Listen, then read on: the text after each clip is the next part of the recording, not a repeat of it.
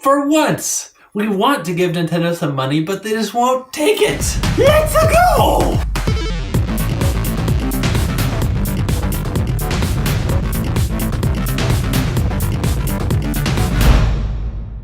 We want to buy the soundtracks to the games. We want some music. Right.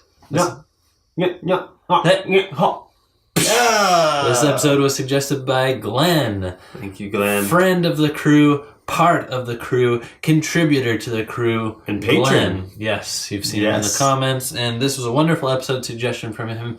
He's just wondering, why doesn't Nintendo take advantage of the opportunity to sell their soundtracks? Because a lot of video game companies do, right? They do, and they make some bucks off of it. Yeah. I've always had this dream that it would be really cool to turn on the radio to a video game music station. Like, that'd be cool. So is this like a recurring dream? A lucid dream where you can twist the knob yourself? No, it's a daydream. Oh. Yeah, not an actual dream. No, I wish. So sometimes when I see you spacing off, I'll just feel like I could just start humming. Radio station doesn't exist. I could just start humming a song, and you'd be like, and tears would start coming out of your eyes. Yeah. So I have a few gaming soundtracks from Nintendo. I have Twilight Princess, and that came with Nintendo Power. It was like a Nintendo Power renewal reward, and they had a lot of rewards back then, but Nintendo Power is no longer. Nintendo Force is a great substitute. However, they don't offer soundtracks. Now, I have a question. That soundtrack, how many tracks does it actually have on it? You think I remember that? Like 12, I think. I don't know. Why? I was just curious because I thought I remembered seeing it on like...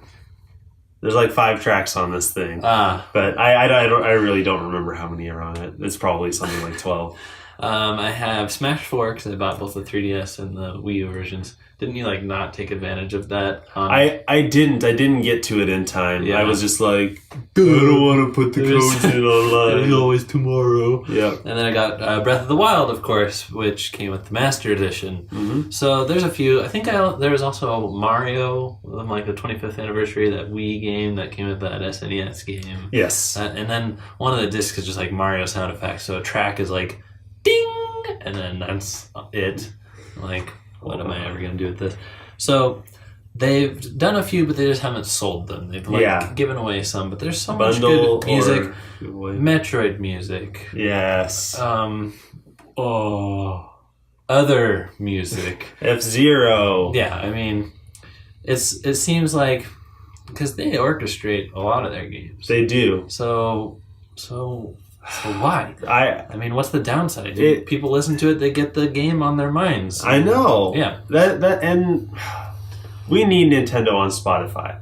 Like, I will occasionally like look stuff up on Spotify, and there is nothing more disappointing than trying to find a song on Spotify and either it's not on there at all, or it's just like really stupid covers of that song. No. Now, recently I added like Mega Man music, and I was actually able to find the music. I know.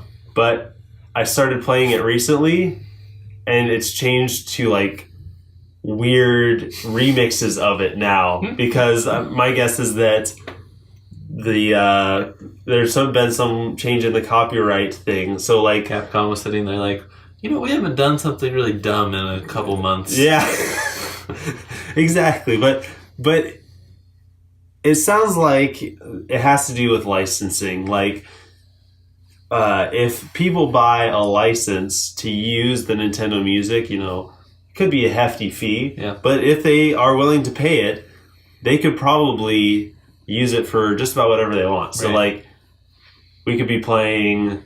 Halo be going around, come around a corner, and then ba-da-ba-ba-da-ba, ba-ba-ba-ba-ba-ba. Okay, I don't know what you're talking about. Now, like if Microsoft wanted to, they could license the song. Like, they could buy the song, pay the licensing fee, and use it in their stuff. Or we could hear it in a movie, which would be cool.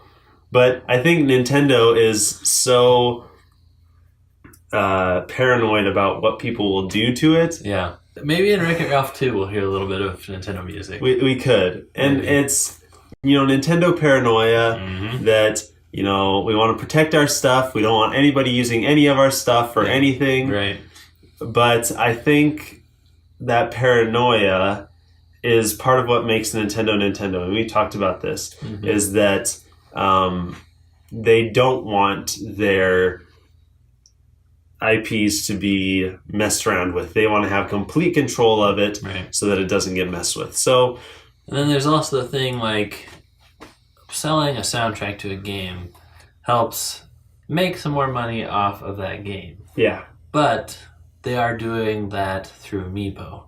So it could be a thing like we don't want to ask for too much. Like we don't want to be known as the people that are starting to nickel and dime their players. That's also true. So maybe if you buy all the Amiibo in a set, you get the soundtrack. I like that idea. Scan them and unlock it or something like that. There you go. I like that. So yeah, you could be there with your Switch in your back pocket, headphones plugged in, just jamming out with your Amiibo collection, gathering dust at home. Yeah. That'd be the life right there. I was going to say with your Amiibo collection stuffed in your other pockets. Yeah. I wanted to listen to a different song. Just walking around like... Now, have you... Scanning Amiibo. Here's a question for you. Have you ever scanned an Amiibo with your Switch yet? Yep. Isn't that cool that you do it on the little right stick thingy? Cool. Yeah, I guess so. You guess so? Yeah. Now, I hadn't realized this until recently, and I haven't done it since. Breath of the Wild? What? Breath of the Wild? Yes, using it to get items and stuff. Yes. I got a bunch of items that I could sell. And Eponas. You have Link, don't you? Yes. Yeah, Epona. What? Bam. What? Spoilers. Thanks for watching. Thanks for being part of the crew. Don't forget to comment below what you think about Nintendo and their soundtrack policy. See you guys next time. Signing out.